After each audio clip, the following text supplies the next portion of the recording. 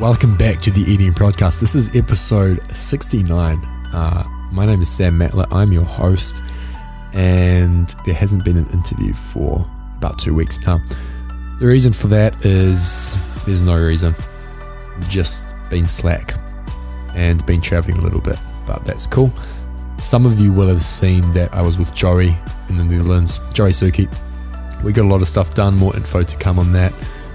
We did do a live feedback session, which you can check out on the EDMProd page. I believe I shared it, or his page.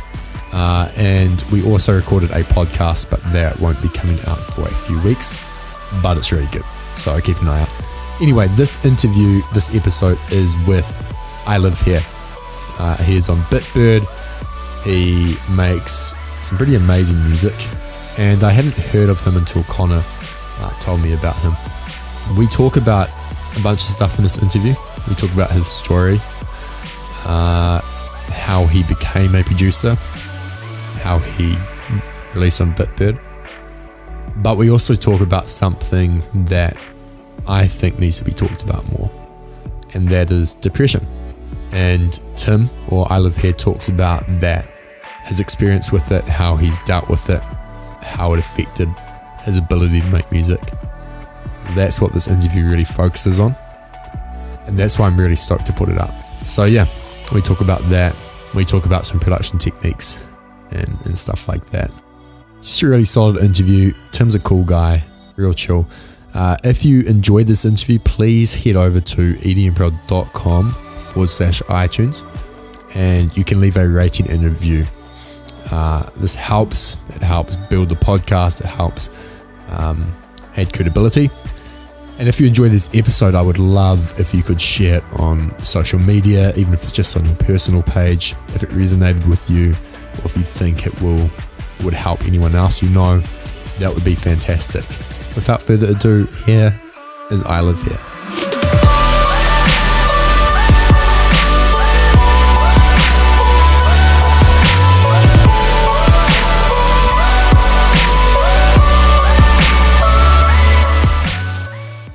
This episode is brought to you by EDM Foundations. EDM Foundations is my course for new producers, those who've been producing for under 12 months, or even those who've just started. The whole idea of the EDM Foundations course is that you learn the fundamentals of music production by actually doing and not just learning the theoretical stuff. The course consists of over 12 hours worth of streamable video, where I walk you through the creation of 3 songs and give you advice and tips for working on your own original alongside them. We've had over 500 people sign up for this course. Many of them have had great results. If you want to learn more about the course, head over to edmfoundations.com.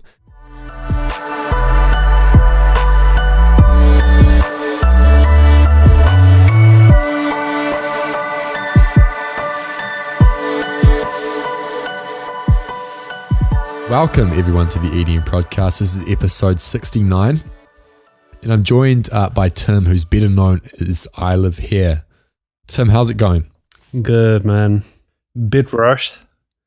Take 14, but I'm good. How are you? I'm good. I actually had time to just eat some breakfast. Oh, nice.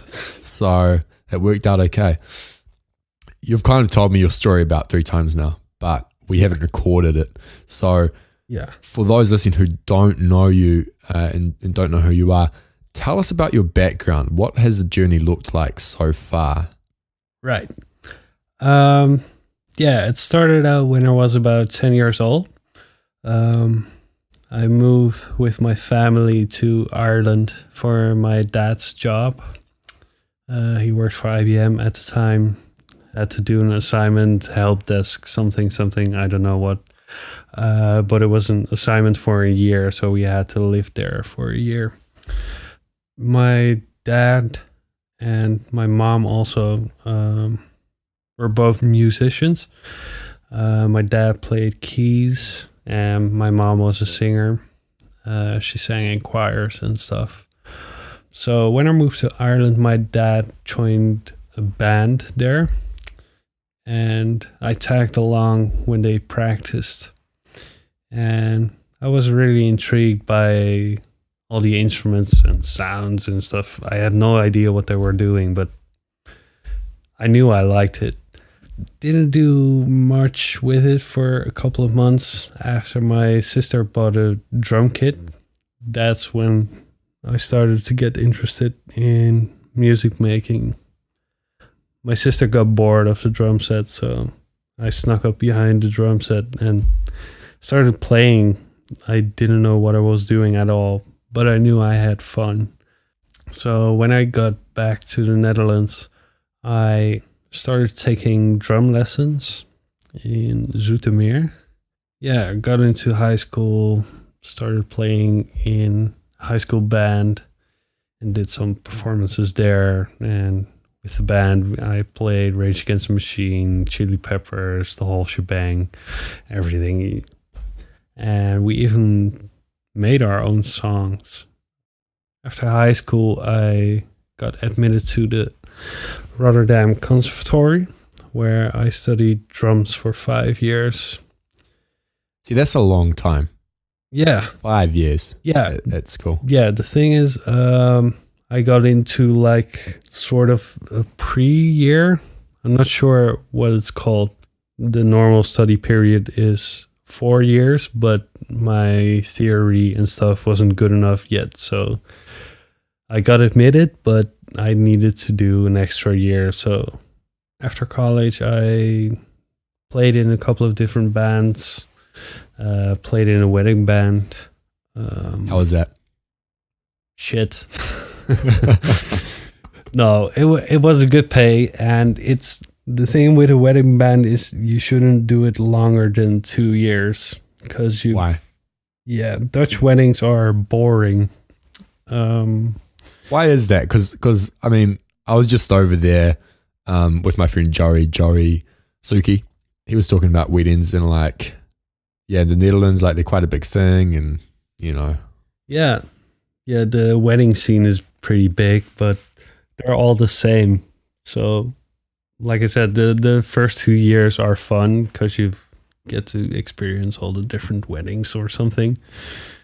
But playing Valerie by Amy Winehouse for 5 years is yeah, exactly. Did you play any weddings that were just awkward or something went wrong? Or that would be my worst fear. Yeah, I played a wedding once in Deventer, which is like a shithole in the middle of nowhere. After playing, I went outside to smoke a cigarette, and one of the guests came up to me and said, "Oh, that band is quite terrible, right?" And I was like, "Yeah." It's like, do you know who you're talking to right now? And I had to drive 2 hours back to home. Yeah. So I did my last gig with the wedding band last week, and I'm really happy about it. I can't recommend it to anybody. Yeah, going back to graduating college. So yeah, wedding band. I also played in a couple of original bands, but they all didn't work out really, or I had to invest so much time in so many people and so many ideas of the people that I was working with. It would never work out. Why is that? I'm kind of an all or nothing guy. So when I start a project, I really want to move along fast to get things done really. And the bands I was in were just like, yeah, let's play. Yeah, let's just play. It's fun. And these were all the guys I went to college with, and I was like, yo, this is your job. You want to do this. You want to make money out of this, right? And I like having fun, but it's taking too much time out of me making money to basically eat. So, yeah, I really just put those bands aside and just started my own project. I Live Here, which was just started out as music for fun, really, just to get excited about making music again, because I really lost the excitement for music through playing in these bands. So yeah, I Live Here started about 3-4 years ago, right around the end of my college period. And I mostly made ambient type documentary scorey typey film scorey stuff. So no drums, soundscapes, ambience.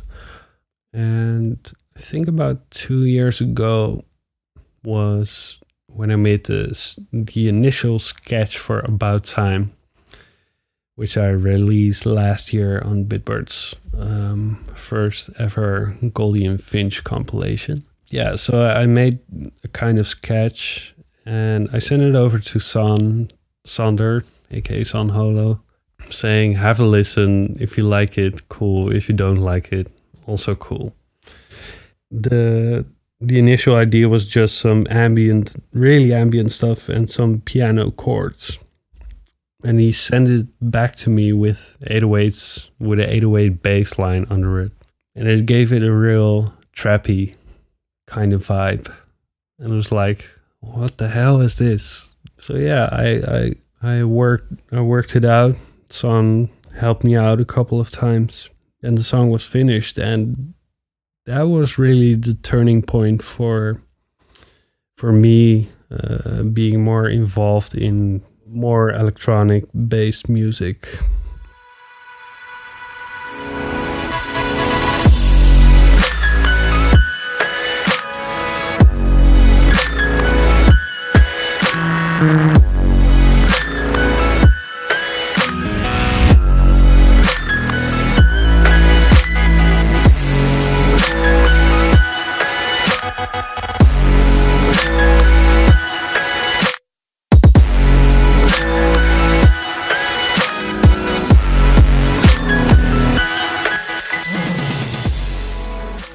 Well, I'm curious though, because not everyone can just message San Holo and get him to listen to music.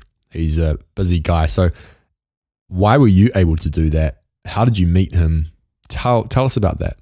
Even though it's take 14, I forget to tell this every time. I've known Sander and Torvald since high school. We were in the high school band together, so I've known them for about 10 to 12 years, I think. Yeah, we've been friends ever since. I've played in a couple of bands with Sander, where Sander played guitar and I played drums in college as well. So yeah, that's how I know him. What have you seen that other people might not have seen? Because when it comes to successful artists, what happens is you just see the stuff on social media. Oh, look, they became successful overnight. How lucky are they? But you've known him for over a decade now. What have you seen? Yeah, Sander and Torvald, by the way, they're both the most honest, hardworking people I've ever known, really. They really got a passion for music and art in general, and they have a vision for something that hasn't been done before, and which is to support artists that deserve it, really. And I'm really honored to be a part of that. It's so humbling, to say the least. And for Sander, he's battled with the same thing I had, which was dedicating his life to the bands he was playing in, touring, and yeah, then all shit went sour. So he started for himself and worked his ass off, spent days in his bedroom behind his laptop, and 3 years later, I think Fly was one of the first things, more EDM-ish, I've heard from him.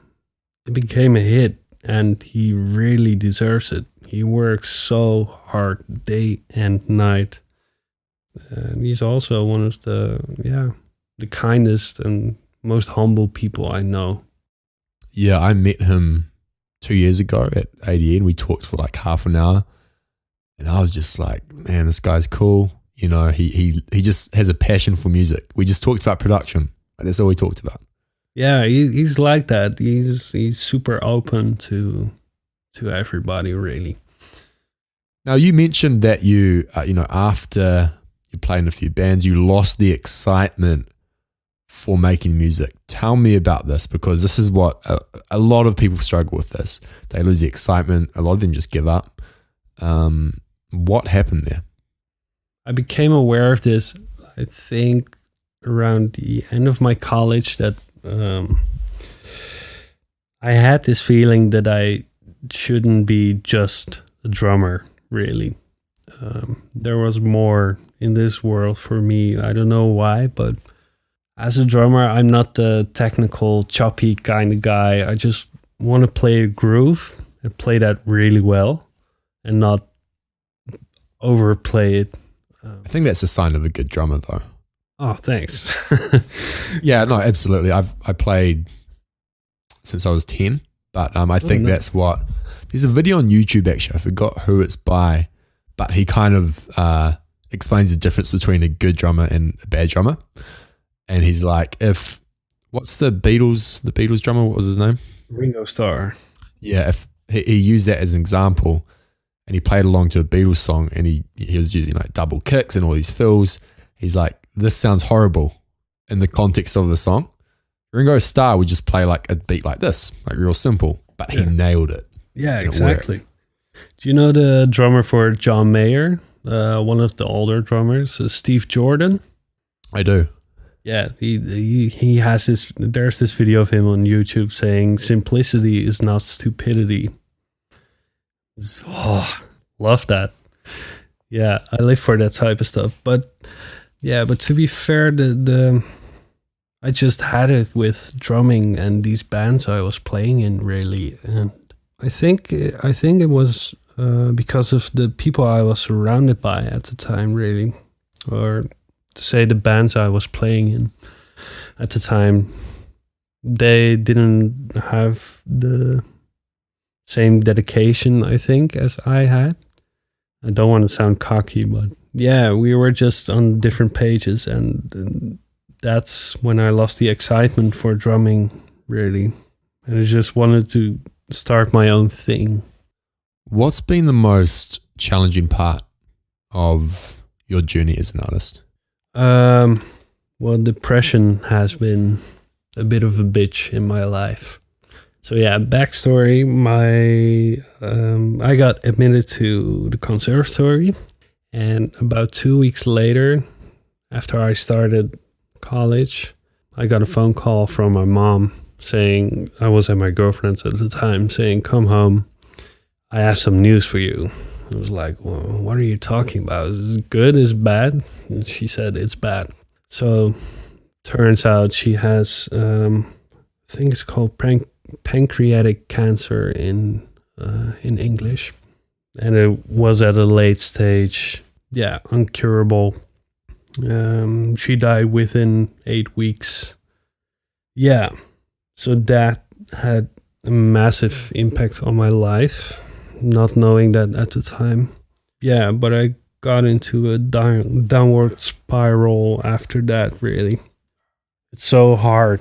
Depression is a really weird thing, because I really wanted to be happy, but I just couldn't, or had things going around in my mind saying, I'm bad at shit, I'm bad at drumming, I'm bad at music, I'm bad at everything, really. The upside is that I could also use music to express my feelings, really. I think that's what you hear in my music today, is the expression of those hard times. Yeah, I've basically been depressed on and off for about 8 years, I think. Seen a couple of therapists and stuff, and group therapy and everything. And yeah, some helped, some didn't, but it's a very hard thing. I've never dealt with it personally, so I don't know what it's like. I've just heard people talk about it. I mean, it sounds horrible, but I was going to ask how you deal with it and how music plays a role in that. Because what you said about, like, I imagine, I don't know, it would be really hard for me to motivate myself to make music if I was in that headspace.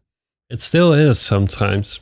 I still think every day I'm not good enough, but yeah, I have good people around me that support me, and especially since everything on SoundCloud is look, it's not blowing up but for me it's blowing up, if you know what I mean. Well, it's a couple of 100,000 plays in some songs. Yeah, exactly. It's so mind-blowing to me, and that support means so much, and that's what keeps me going, really, besides the people I have directly around me. Yeah, and I wish I could help everybody with these kinds of things, but Well, I do want to ask you a question, because I know that you're not alone in terms of like there's bound to be quite a few people listening to this who deal with the same thing, and I can't give any advice on it. What advice would you give? it's hard to motivate yourself. You're not in it alone. Please, yeah. How am I gonna say this correctly? The thing is, yeah, you're not in it alone. There's other people like me who suffer from this. And I suffered from this for like 8 years. I'm actually doing good right now, which is really weird for me to say. What helped for me is to talk to your family, talk to a therapist. Talking is the only remedy, I think, to really fix this and to go deep on the issues that cause these depressions, really. If you need help, contact me, really. I'd be glad to help anytime. I think that's good advice, especially because a lot of us artists, like, we can be introverts, not necessarily reach out to people. And I think even as males, like as men, there's also that kind of, oh, I'm not going to complain, or I'm not going to, which isn't good. Yeah, it's okay if you use music as your outlet. If that's the way you communicate and it works for you, it's fine. But find something that works for you and talk to people about it who also know what it's like, really. Just keep going. You're gonna do fine in the end. I think I thought I wasn't gonna do fine, but look where I am now. Pretty happy talking to Sam online, who's in New Zealand. So crazy. Yeah, man, exactly. So why do you think you're doing well now? Like, what do you think contributes to that? You kind of touched upon it. You've got a good support network. Music's doing well. Is that it? Yeah, I've really picked out the people around me that inspire me and that can help me. Yeah, I don't know. Do you know Gary Vaynerchuk? Yeah, of course. He's like, ditch the one friend that is a loser and hang with winners. And that's a bit rash for me, but yeah. I think it's crucial. Yeah, it is in some way.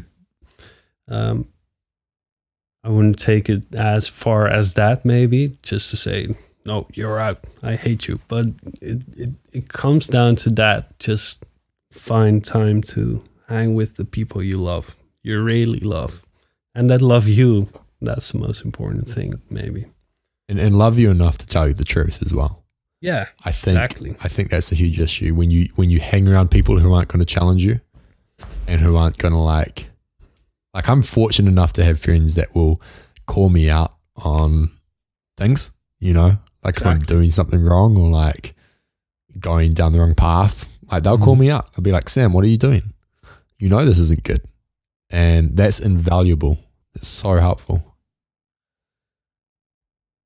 I think that's great advice from Vaynerchuk. I think, yeah, like it does sound quite brutal, but I've seen it so much in my life with other people who get and hang out with the wrong people, and their life just goes like, it's horrible, man. Yeah, it's not about having like 5,000 Facebook friends. Have like 2 friends even that are just amazing, and be happy, really. So I want to switch gears for a moment and go into the production side of things, because I think you're super talented, and I love your music. How do you approach a new song? What does your workflow look like? I have no idea. I knew this question was coming, but I have no idea. Well, tell me about Won't Let Go. Like how did that song come about? Yeah, the thing is, I have like a schedule for studio time, I call it. So whether that's at home or actually in my studio, it's just this block in the morning from like 8 till 12, 1-ish, depending on my mood. And is that like focused work, like no distractions? Yeah, I try. At least I try. One day is better than the other, but yeah, the time is fixed every day. So I just go to really open my DAW and just start messing around. 8 a.m. did you say? That's quite early for a producer. Yeah. I don't sleep a lot. I only sleep like 6 hours every night, I think. So, is that all you need? Or yeah, I think so. I'm jealous. Yeah, I'm really fortunate with that. Yeah, I think I have quite some energy, and good food helps a lot. Sure. So yeah, let's see. Won't Let Go. It's a song that took the longest for me. I wrote it. It took about half a year on and off. Wow. Yeah, I know. It's like the last version was version 20, master 14.3, something like that. Oh my goodness. Yeah. How did it feel when you like finally exported it? Wow. It's like weight lifted off my shoulders. Yeah, it started around the beginning of this year. I had this vocal sample I used in Coming Home, the track that I released last February. Yes, February. And I started messing around with it. The lead for the drop came out, and then I had the 808 under it and some drums, but it still needed some chords for the drop. And I was like, saw waves, boring. And I literally just got searching on YouTube for how to make a cool synth or something like that. Just I was done for the day. I was like, let's do this. Okay, let's see what happens. And then I found this sound, or this guy explaining him how to make the sound in Massive, and it really worked out pretty good. So yeah, I altered it a little bit so it doesn't sound exactly like the YouTube video. But that's how the drop came about. Yeah, after that I sent it to San, and he said, maybe you should do some vocals on it, like real vocals. So I'm like, okay, I know someone. Then I asked Kalulu, the singer on it. Her real name is Marinka Stam, and I played in her band, which is called Kalulu, and she's an amazing singer.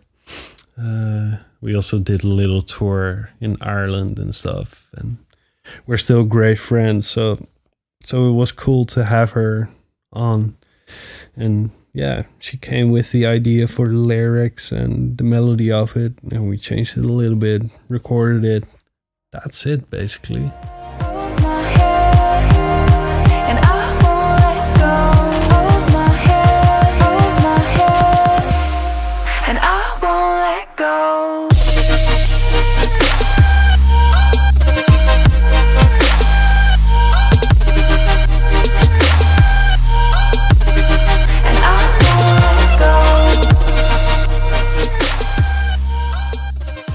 I think it was that song, the timing, like the drums timing. It's so interesting. Might have been another song, but it wasn't a typical drum placement. Yeah, exactly. I think let me see. Yeah, I like double half timed the snare, if you know what I mean. So it's like under one of the every 2 bars. How has, you've been drumming for years, went to conservatory. How has drumming influenced your production? I mean, has it helped at all? Does it shape the way you think about making music? I think it helps in the drumming stuff. So the drum programming is pretty easy for me because I know where everything's supposed to be. When I look at the screen, I know notation, 16s and 8s and stuff like that. So that's pretty easy for me, at least.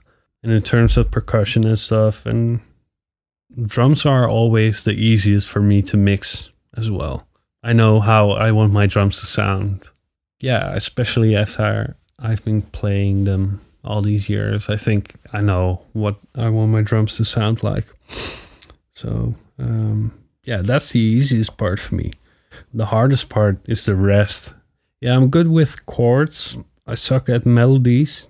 Those take time for me. And I think it's hard. I think it's harder than people think to get a good melody. Yeah. Like, I think it's an art.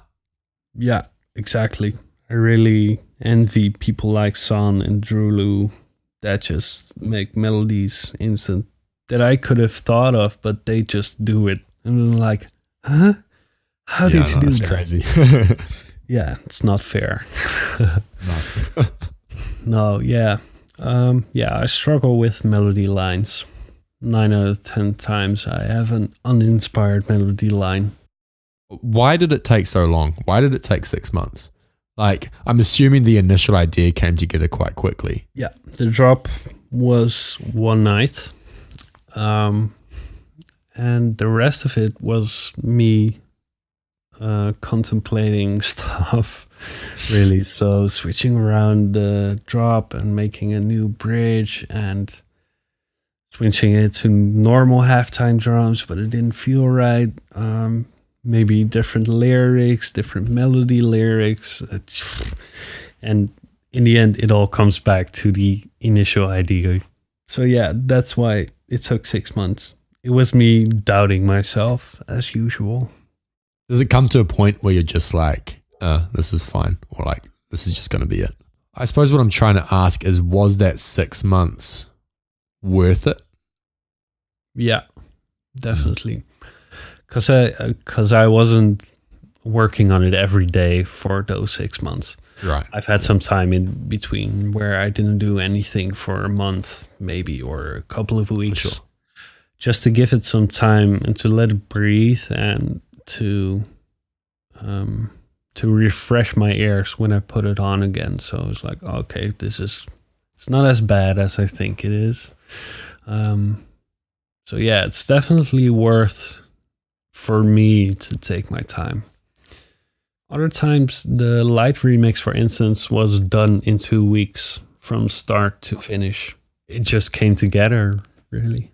What are some production techniques that you use or have come up with that other people may not know about? Yeah, there's this plugin called Retrocolor.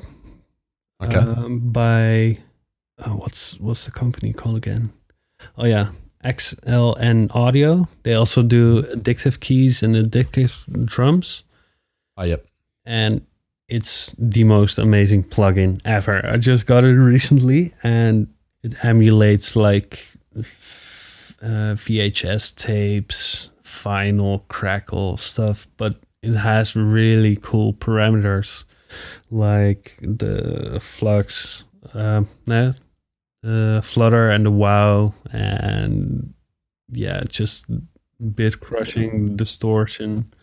Yeah, it's really cool. Yeah, that really adds to my all-out ambient vibe, I think.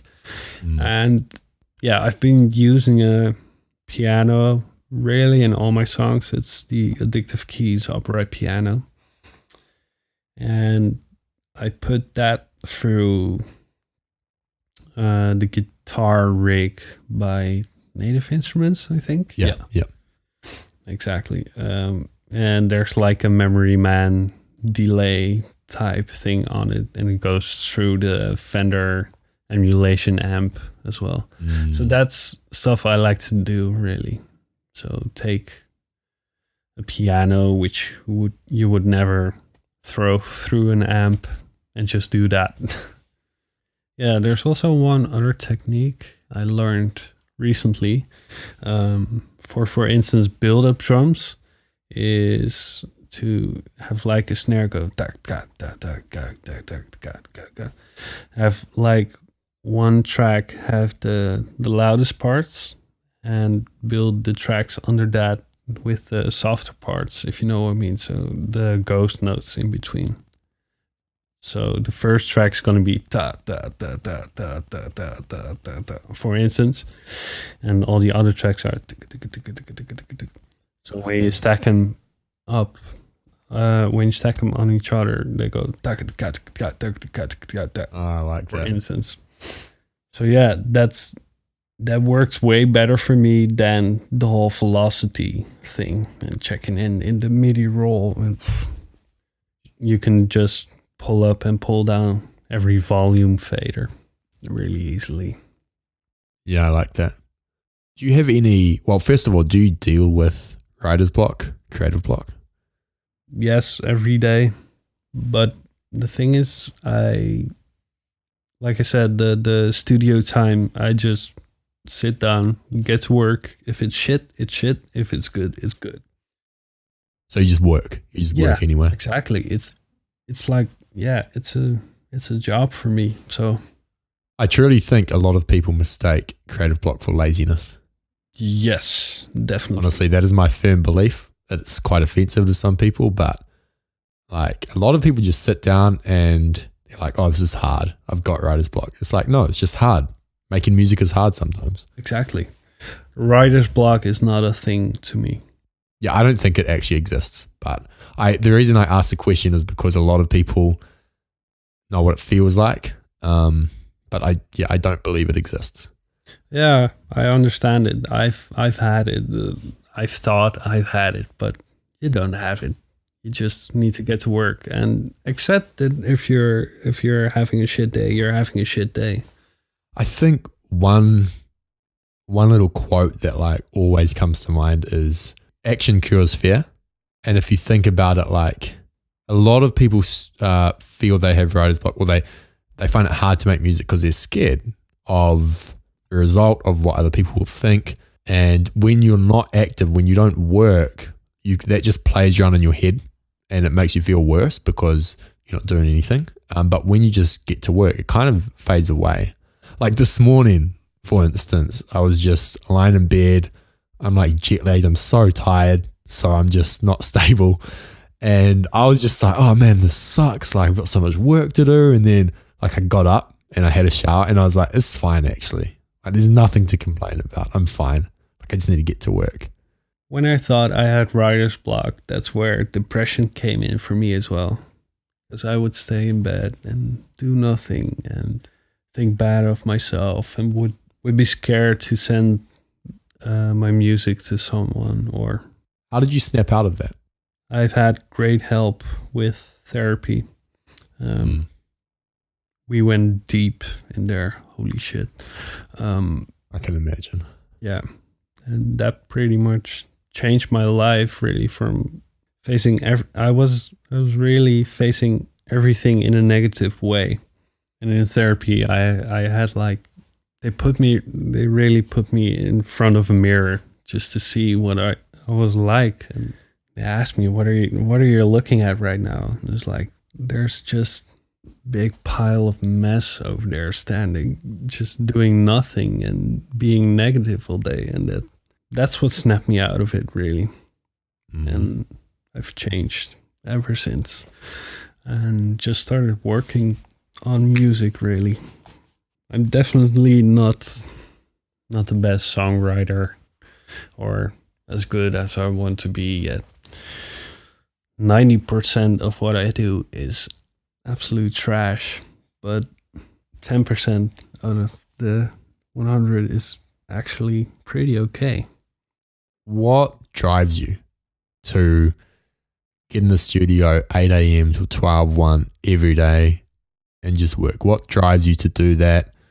Is it just a love for the music? Yeah, I think it is. I really like the aspect of just sitting down and writing songs. That I get to do that is amazing to me. Even if I suck at it most of the time, it's so amazing to me that I get to do this every single day, whenever I want, really. That's my motivation. So you kind of see it as a privilege rather than a task. Yeah, exactly. And the thing is that it's just like a habit, really, to get up, go to my studio, go back home. It's just like your normal everyday 9 to 5 job, but I've made it myself. It's like a routine now. Just get up, take a shower, walk the dog, go to the studio, go back. Day's done. 2 more questions. Where do you see yourself 5 to 10 years from now? Where do you see your career going? I have no idea, actually. Honest answer. Yeah. For me, I don't have a specific vision, but there are certain things that I want to be true in my life. Is there anything like that? Is there anything you want to, I still want to be able to work in the studio every day, or? Yeah, exactly. Yeah. If I could have the life that I have right now in 10 years, that would be amazing, really. If I could keep doing what I'm doing right now and be surrounded by the people I'm with now, I'm good right now. Okay. One more question, Tim. You're walking down the street and all of a sudden UFO comes along. These aliens come out and they're like, we're going to abduct you. We're going to take you off planet Earth. There's a studio though on the other planet, so it's fine. But they give you a piece of paper and they say to you, you can write down 3 pieces of advice for the world, and then they take you away. What is on that piece of paper? 3 pieces of advice. It's a bit cliche, but be happy. Just literally be happy. You're so fortunate to have what you're having right now if you're listening to this. And do what you love would be the second. Last piece of advice. Go see I Live Here at ADE at a night with bitbird. Yes. Sorry, I can't think of another one. No, that's cool, man. You got to plug something. Yeah. Just When be do you play? happy. I'm playing the 19th of October at the Melkweg in Amsterdam. I'm opening at a night with bitbird. That's going to be dope. I wish I could be there. Hey, Tim, I really appreciate you coming on the show. This has been a fantastic chat. If people want to learn more about you and follow your music, where can they do that? They can go to facebook.com/ILiveHereMusic. My Instagram and Twitter handle are ILiveHere _. SoundCloud is ILiveHereMusic. Check bitbird out. That's it, basically. Yeah, that's it, I think.